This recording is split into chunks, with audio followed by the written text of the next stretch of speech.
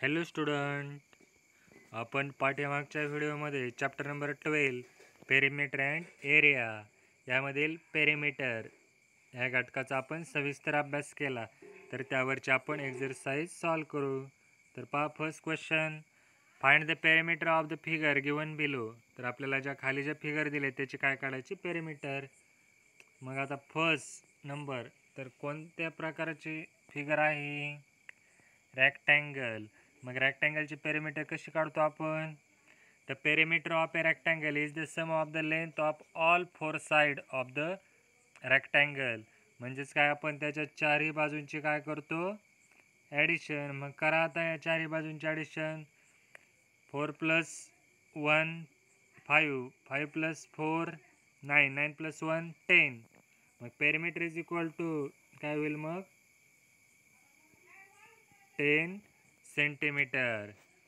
माझा second number figure कशाची figure आहे, मग ही रेक्टँगल आहे का स्क्वेअर का ट्रायंगल? तर कोणत्या प्रकारे, मग स्क्वेअर. मग स्क्वेअरची पेरिमीटर कशी काढतो आपण? The perimeter of a square is the sum of the length of all four side of the square. म्हणजेच काय, या चारही बाजूंची काय करतो आपण, ॲडिशन करतो. मग करा, 3 + 3 6, 6 + 3 9, 9 + 3 12.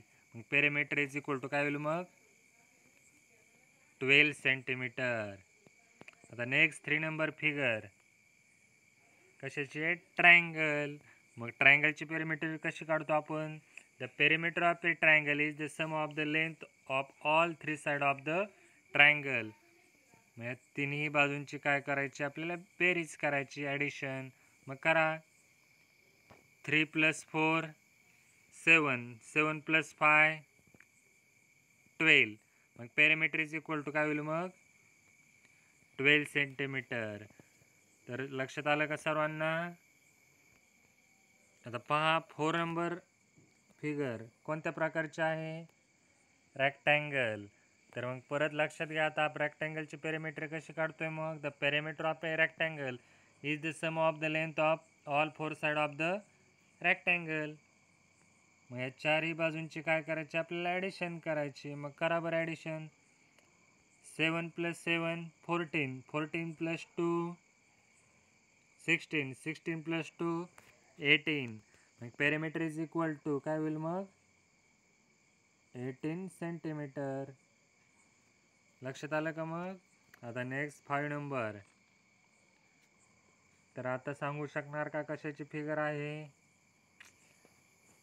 रेक्टँगलचीच आहे. स्क्वेअर सारखी दिसते. स्क्वेअर असेल तर सर्व बाजू सारख्या असतात. ही 4 असेल तर ही पण 4 असते, पण इथे 3 आहे, 4 आहे, इथे 4 आहे, इथे 3 सेंटीमीटर आहे. म्हणजे ही फिगर कशाची, रेक्टँगलचीच.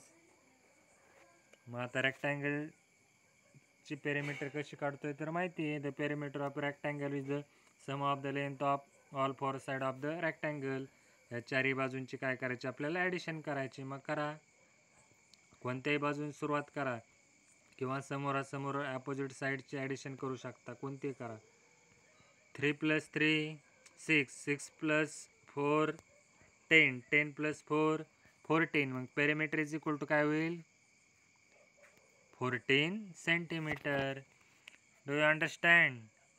आता आपण लास्ट जो क्वेश्चन आहे 2 नंबर तो सॉल्व करूया. The side of a rectangular field are 150 metre, 120 metre, 150 metre and 120 metre.